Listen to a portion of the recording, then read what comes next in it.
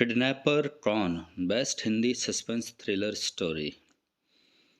दिल्ली जैसे शहर में समीर नाम का एक फेमस जासूस रहता था, जिसकी ख्याति दूर दूर तक फैली हुई थी। समीर अभी तक कई केस सॉल्व कर चुका था और कई खतरनाक असामाजिक तत्वों को जेल की सलाखों के पीछे पहुंचा चुका था। समीर का एक ही लक्ष्य था, समाज से असामाजिक तत्वों को खत्म करना और देश की सेवा करना। समीर के साथ दो असिस्टेंट भी रहते थे, जिनका नाम भावना और कमल था। दोनों बहुत ही बहादुर और निडर थे। एक दिन तीनों ऑफिस में बैठे हुए थे कि फ़ोन की रिंग बजती है और एक लड़की बोलती है, डिटेक्टिव सर, मैं राधा बोल रही हूँ। आप प्लीज़ मेरे घर जल्दी आ जाइए, मैं बहुत बड़ी मुसीबत में हूँ। मैं आपको अपना एड्रेस भेजती हूँ। समीर ने कहा, आप घबराइए मत, मैं अभी आता हूँ। समीर अपने असिस्टेंट कमल और भावना के साथ राधा के घर जाता है। अंदर जाने के बाद पता चलता है कि राधा घर पर नहीं है।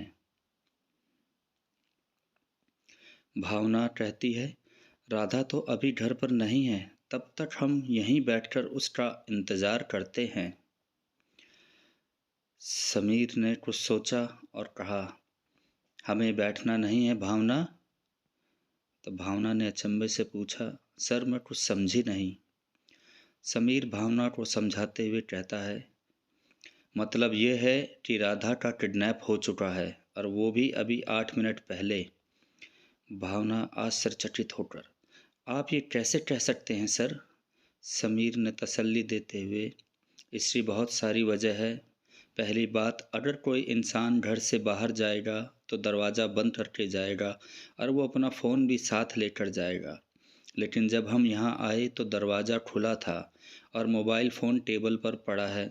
और दूसरी बात है, मेन गेट के पास गार्ड का कैबिन बना है और गार्ड भी कहीं नहीं है। तीसरी बात यह है कि किचन में नॉर्मल फ्लेम पर केक बन रहा है। एक केक बनने में लगभग 15 मिनट लगते हैं और माइक्रो ओवन के टाइमर में अब भी 7 मिनट बाकी है, मतलब राधा 8 मिनट पहले यहीं थी। इसलिए कमल, तुम अच्छे से घर की जांच करो और कोई क्लू, फिंगरप्रिंट, ब्लड या कुछ भी मिले तो उसकी पूरी डिटेल्स निकालो। तब तक भावना, तुम घर की तलाशी लो और देखो कुछ मिलता है, और गार्ड कहाँ है पता करो। हमें किसी भी हाल में किडनैपर को ढूंढना है। तीनों जांच में लग जाते हैं। थोड़ी देर बाद आकर भावना ने समीर से कहा, मुझे गार्ड मिल गया है सर, और किचन के पास एक घड़ी भी मिली है। समीर ने पूछा, ठीक है, फिर गार्ड कहाँ है?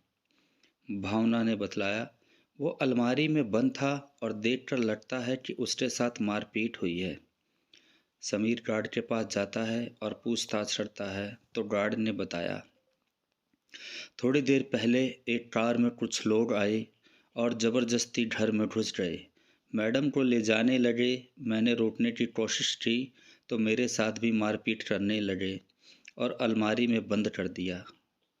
समीर ने कहा, ठीक है, तुम चिंता मत करो, हम लोग सब पता लगा लेंगे। इतने में कमल आया और उसने कहा, सर कुछ नहीं मिला, केवल एक ही व्यक्ति के फिंगरप्रिंट पूरे घर में मिले हैं, जो शायद राधा के हैं।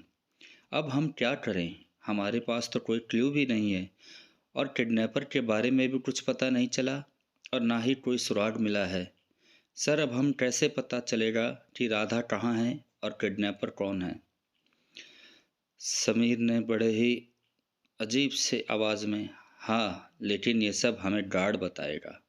भावना, गार्ड? कैसे? समीर, क्योंकि ये झूठ बोल रहा है। यहाँ एक नहीं दो गाड़ियाँ आई थी।